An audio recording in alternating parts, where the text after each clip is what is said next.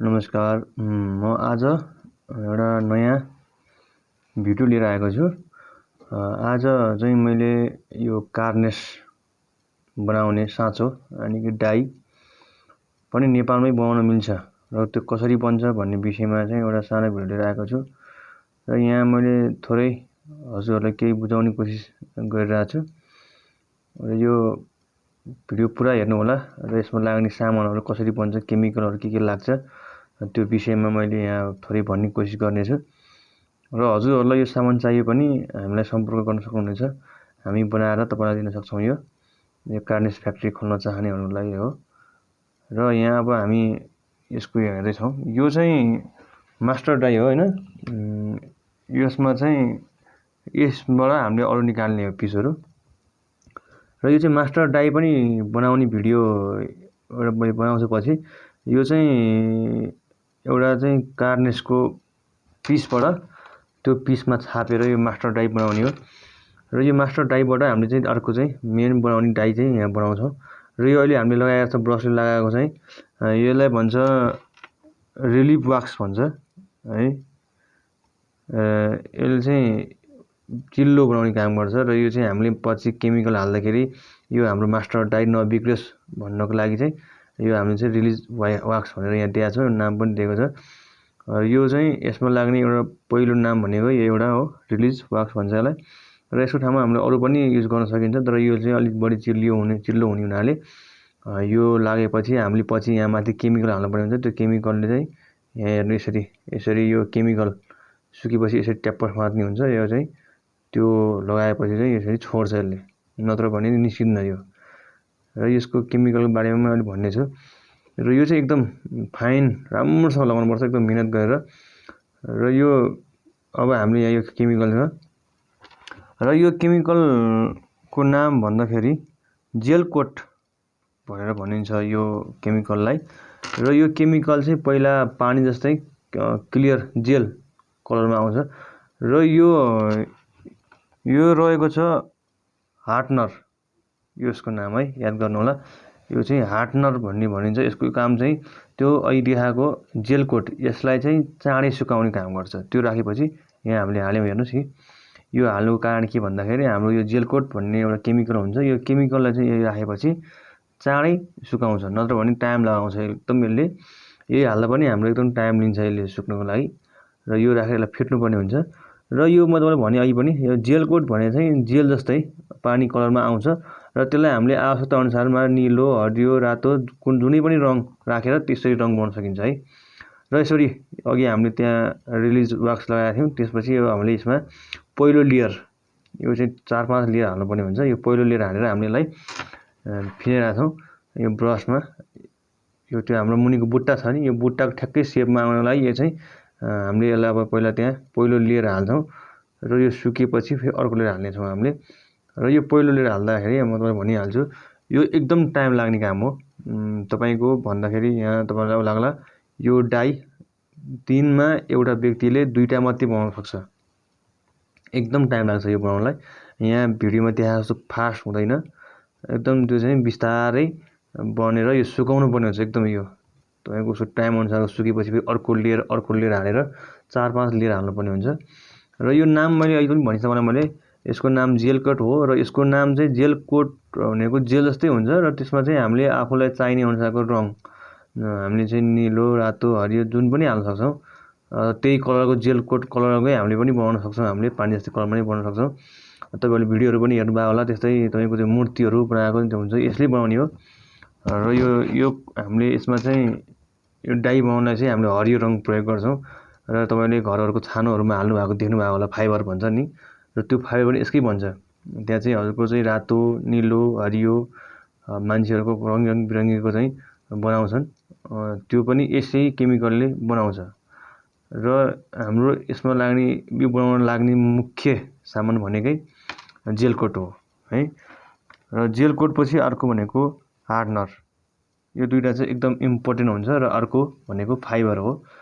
त्यो 3 चिज चाहिँ एकदम नहुने कुरा हो। जस्तो अघि मैले भने रिलिज वाक्स भन्ने कुरा गरेँ, त्यो वाक्स चाहिँ हामीले नलिए पनि अर्को पनि काम गर्न सक्छ। र यो भनेको फाइबर हो, तर मैले त्यो फाइबर नाम लिएँ मैले। यो फाइबर त्यसमा हामीले यो फाइबर पनि युज गर्नुपर्छ कडा बनाउनको लागि।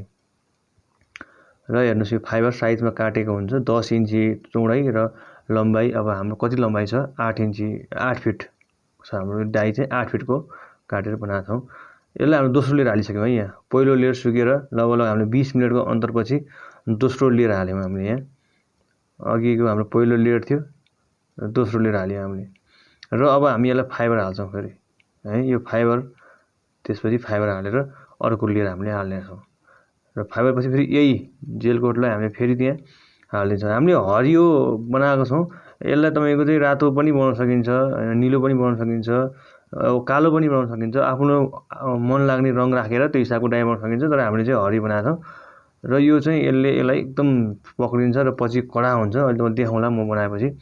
यो साइडमा भएको एउटा हेर्नुहोस् यहाँ बनिरहेको छ। यो चाहिँ हाम्रो निस्किन रेडी भएको छ र हामी त्यही अवस्थामा पुग्छौँ यो पनि बनाएर। र हामीले याद गर्नुहोस् यहाँ हामीले पहिलो फाइबर हाल्यौँ र हामीले फेरि अर्को फाइबर हाल्नुपर्ने हुन्छ र फेरि अर्को पनि हाल्नुपर्ने हुन्छ है। याद गर्नु हामीले 2 लेयर हामीले चाहिँ यो जेल कोट हाल्यौँ। 2 लेयर त्यो हालेपछि हामीले फाइबर हाल्यौँ अनि तेस्रो लेयर भयो।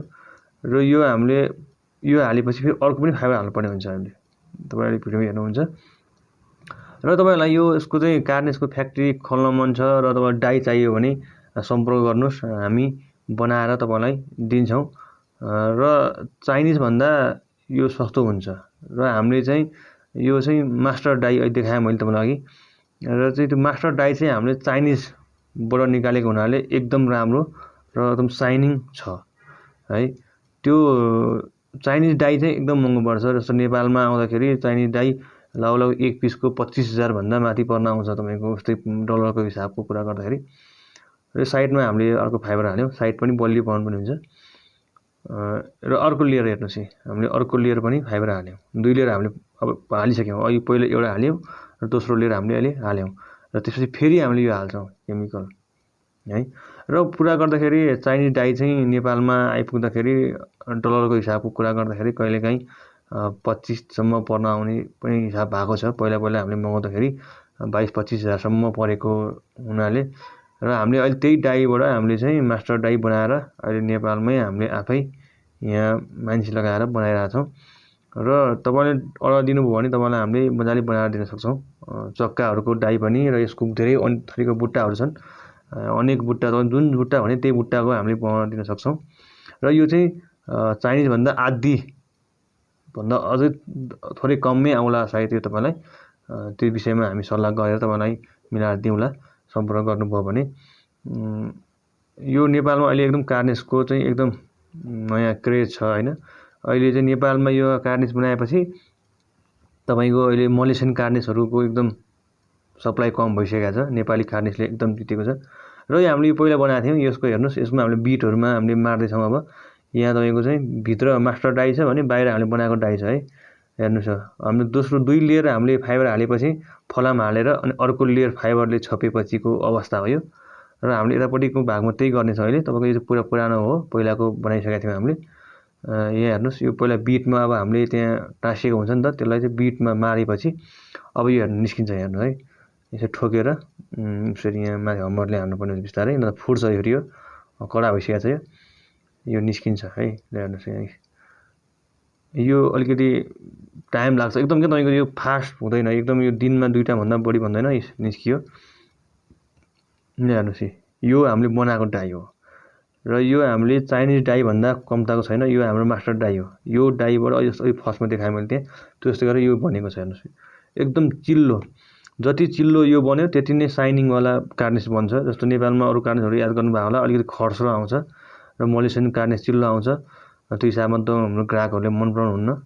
हेर्नुहोस् यो दोस्रो लेयर हामीले चाहिँ हालेको थियौँ फाइबर। त्यो बढी भएको चाहिँ हामीले यसलाई त्यो साँचोभन्दा माथि आएको छ भने त्यसलाई हामीले काटेर फाल्छौँ। यसरी काट्छौँ। हेर्नुहोस् यो एकदम सुकिसकेको छ, कडा छ एकदम। ब्लेडले काट्नै गाह्रो मान्छ यसलाई। अझै पछि एकपल्ट ग्राइन्डरले घट्यो अघि देखिहाल्नुभयो। यो एकदम साइनिङ बन्छ। तपाईँलाई मैले अब यसमा तपाईँले बनाउन चाहनुभयो भने को सामानको पनि मैले भनिदिइहालेँ नामहरू। तपाईँ त्यो बनाउनलाई त्यति सजिलो छैन यहाँ देखे जस्तो, थोरै गाह्रै छ।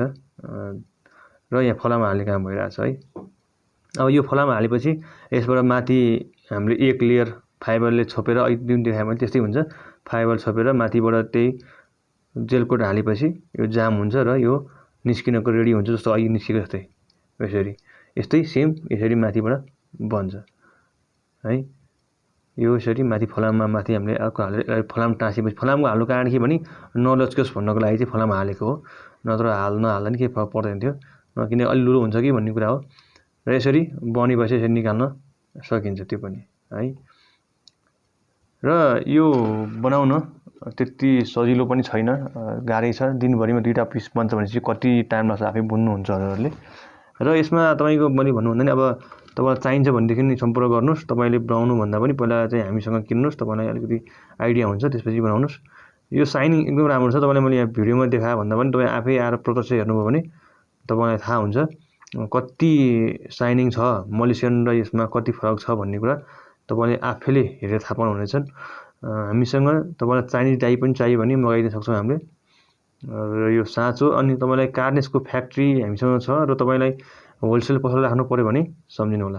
यतिन्जेल भिडियो हेर्नुभयो, हजुरहरूलाई धेरै धेरै धन्यवाद।